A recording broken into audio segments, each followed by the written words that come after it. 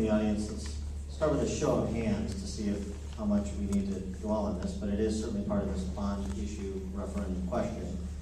Does anyone here favor a state takeover of District 113A? Right, okay.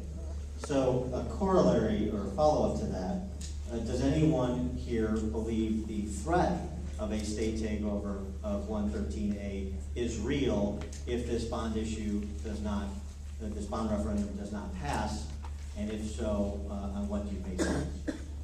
Fear of a real threat? Does anybody believe that the threat for a state takeover is real? Raise your hand. And Real? okay. Under what circumstances? Yeah, that's what I mean, I'm it's saying. real, It's but- real. If the bond issue does not pass, you believe the state takeover? If we can't get the funding we need, yeah, it's very Okay, well, real. that's It's the not question. definite.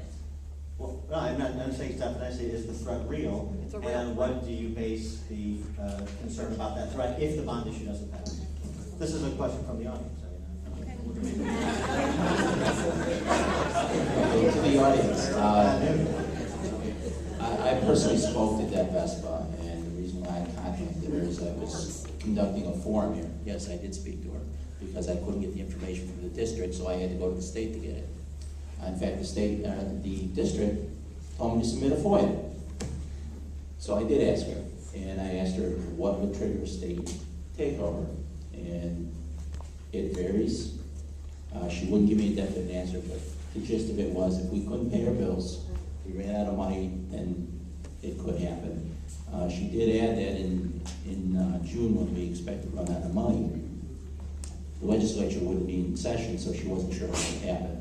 I do believe it's real. I don't believe it's tied to the referendum. It's tied to other issues, though. Cynthia, come.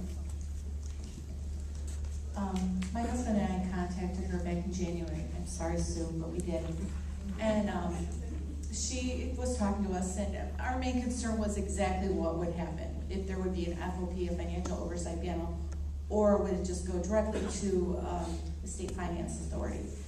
And basically, she gave us a couple points that I remember very definitely. She said they would come in, there would be no contracts opened, and they would look and they would see what money was needed to make us financially stable.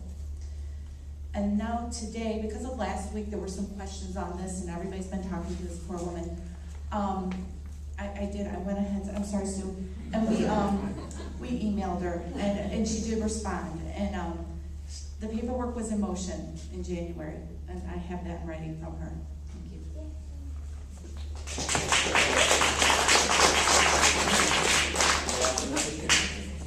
Thank you. Thank you. I think it should be known that the state does not want to take us over.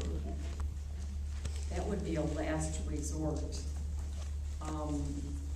I believe, as Cindy stated, that the paperwork was ready to go, but we were able to get short-term borrowing because of the generosity of District 210. And I hate the phrase, but it was a win-win for District 113A and 210.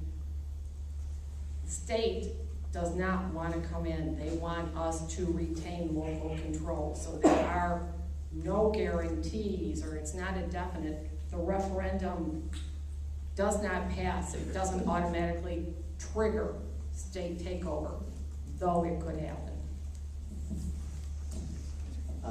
Next question.